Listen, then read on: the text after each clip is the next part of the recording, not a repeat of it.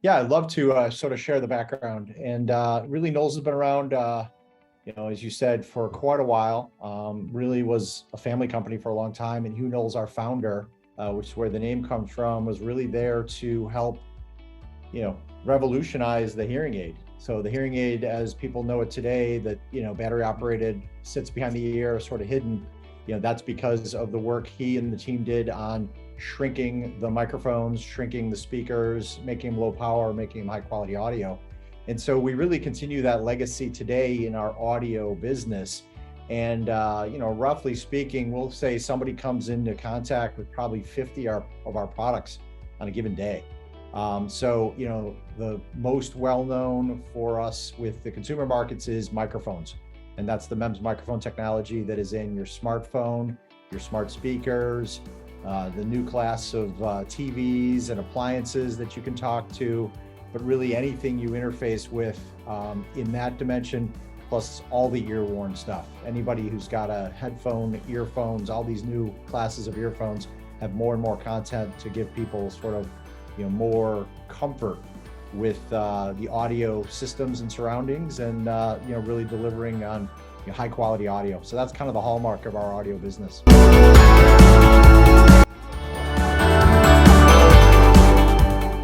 Happy to. I think break it down in a couple different ways. I think you've got the day-to-day interaction with voice, which, as smart speakers really came out and ramped that up, everybody sort of takes that for granted. And I think that is not going anywhere. And it's just a question of which applications are going to get deployed to, which applications are comfortable where you're going to have a voice interface and you're not worried about, security or something happening with the device, but, it's a nice place to be. And so in that realm, it's going to be more devices. And then I think it'll continue to be advancements on speech understanding, whether it's different dialects or different styles of speech, different points of age of speech. So that becomes much more of a natural interface for everybody. And so that trend we just continue to see is going to run forward. I think parallel with that, we've seen this really interesting kind of ramp of people getting used to walking around all day with things in their ears. And, if you think about our hearing aid business that we've been in for a long, long time, it's a little bit of a kind of a forced wear. People generally don't rush out to buy a hearing aid. They deal with it. I think the main reason is, if you pick up a pair of eyeglasses and you get them fit right, you're sort of back to where you were. I think the problem with the hearing aid is just the nature of the ear. Everybody has hearing loss and degrades over time. A hearing aid helps you move back to understand, but you never get back to where you were. So it's always going to be kind of a trade-off. And I think a lot of people just defer. And, what we're seeing is they're deferring because they didn't want to be seen with something on their ear or wearing it or challenges of changing the battery.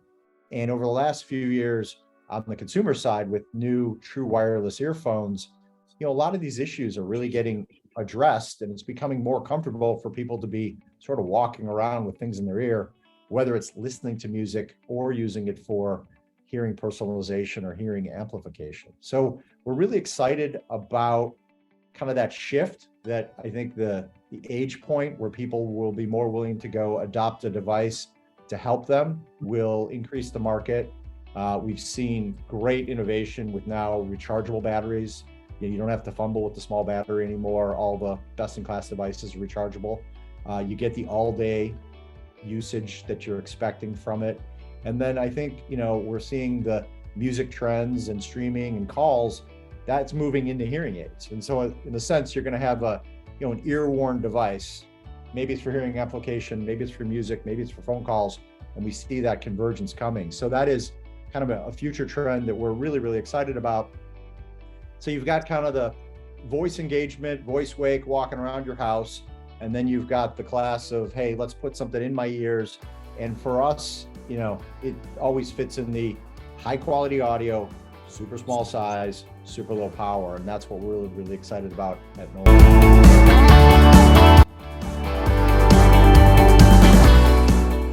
So if you think about the hearing aid, a well-done hearing aid, you're going to go sit down with your audiologist and they're going to go take a test and they're going to figure out where you have some hearing loss and you need a boost, some areas where it's fine, you don't want a boost. And so you really get a kind of a bespoke profile in audio. Now, that's a very high price point. And as I said earlier, there's a little bit of a reluctance to go there. What we've done, and as technology has advanced, we've realized, well, that's still the case on hearing aids, but for all these new earphones, we've gotten to a place where we see the advantages of better audio on the output side. And that's really using our balanced armature technology, which is very, very small, very low power speaker technology. We're coupling that with the traditional sort of moving coil drivers that you see in cheap earphones or everybody's earphone. And by doing the two together, you get kind of if you think about a stacked speaker back in the day, you had the large woofer and you had the small tweeter. And like we set it up is the balanced armature provides that tweeter high frequency, and the dynamic moving coil driver provides the woofer.